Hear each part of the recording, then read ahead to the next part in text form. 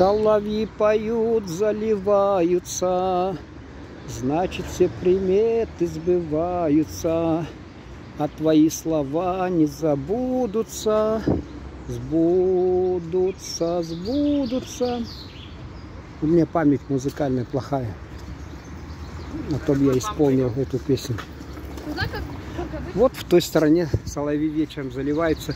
Я, когда работал киномехаником в совхозе Южный, передовой, нас было двое, и до меня, в смысле, тот, который работал, он один, и, ну, как, человек был замечательный просто. Вот почему-то среди пьющих попадается много хороших, прекрасных людей. Он в рабочее время выпивал. Я помню, в детстве еще нас только старшеклассиков по субботам пускали, и там комедия была «Афоня». И как назло он в этот вечер запил, и в воскресенье ужасно не пускали. Я всю жизнь переживал, потому что на селе так мало зрелищ, так мало. Я черно-белые песни на Щорсе, что ли, легенда о Щорсе, тоже брат помешал. И я потом, годы спустя, посмотрел, да ничего, черно-белые, тягомотина пропагандистская. А тогда зрелищ катастрофически не хватало, поэтому вот здание, бывшее здание церкви, а потом клуба мы все любили из-за этого. Вот. Так что вот поехал я в Подмосковье отдыхать, как передовой, ему не дали, а мне вот я приехал и прорыв сделал. План начал переполнять с опережением. Сказали, еще год поработаешь, заслуженный работник кинематографии дадим. А я говорю, да ну, у нас вот татар говорит, казды, как вот разогрелся ехать в университет поступать надо, а то потом или какая-то зазноб появится и останешься там. Вот. И в Москве был и стоял в городе, шум невероятный просто там в Москве. Тогда еще и соловей заливается. Я уж как там, извините, говорю, ах ты подлец, думаю, у меня на родине тишина там, в селе родном, ну, у реки деревья. Чего ж ты к нам-то не летишь на границу с Казахстаном? А? Чего ж ты здесь в Москве в такой шум? Там Москва-река, вот в комедии высмеяли, что упадет, то как в кислоте сжигается. Хотя огромный богатый город, что у него нету денег, что ли, там почистить. Вот Темза когда-то считалось тоже очень грязный, потом почистили. Вот Екатеринбург, 1,5 миллиона населения, огромные средства, там дома такие огромные строят. А очистить вот этот пруд, чтобы люди хотя бы там летом могли, ну короткое там лето, где я учился на журфаке, чтобы там могли люди загорать и покупаться. Не даже Шарташ, и то закрыли озеро Шарташ там. Вот. Ну о соловьях я заговорил. И вот слава к тебе, как говорится, Всевышний. Несколько лет назад я приезжал, хабда разливалась немножко, и Илек очень сильно разлился. Я остался, конечно, на той стороне, где Покровка моя родная. И видео несколько снял. Тогда у меня некачественные еще были вообще видео. Аппаратура была весьма слабенькая. И соловей на том берегу заливается. Говорю, ну, Аллах ашкар, наконец-то вот, слава тебе, Господи, вот, наконец-то вот соловьи у нас появились. Здесь тоже вот шум-шум, я как-то ходил, снимал, вот здесь вечером заливается, аж неохота уходить. Шум машины и прочее нет. А нет, чтобы у нас под окнами там заливаться. Я помню, на балконе спал один, мне не давал, не соловей, а какая-то птичка. Ну, одинокая, видно, птичка, и жених, видно, невесту искал. Бедный он там.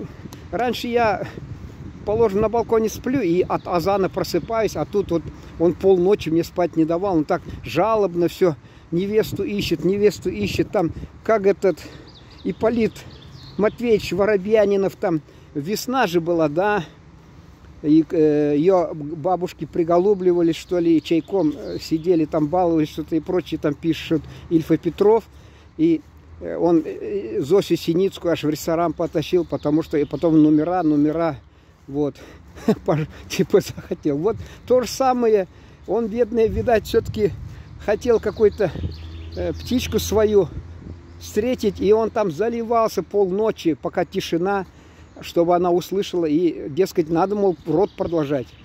как в анекдоте там кит плавает вокруг самки и говорит: вымираем же вы, вымираем, а ты все, голова болит. Вот у какой-то, наверное, там птички тоже голова болела, она слышала, но не летела.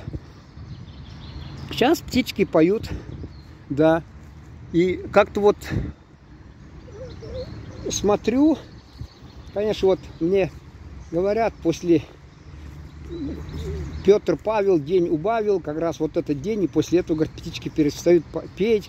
Ну да, они, видимо, уже невесту нашли, что там петь-то, распевать там что. Конечно, смысла нет. До этого они, конечно, женихались, то, конечно, на все лады распевали.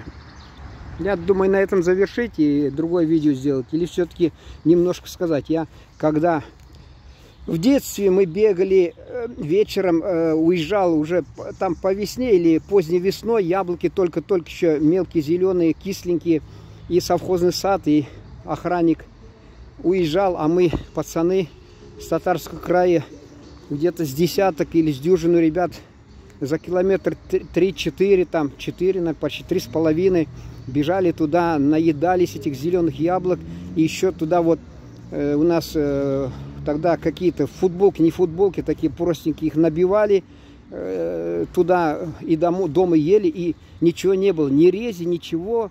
Городские мамы, наверное, там ужаснулись бы: ты, сынок, ты что, зеленый яблок нельзя. А у нас ничего не было. Прекрасно все было.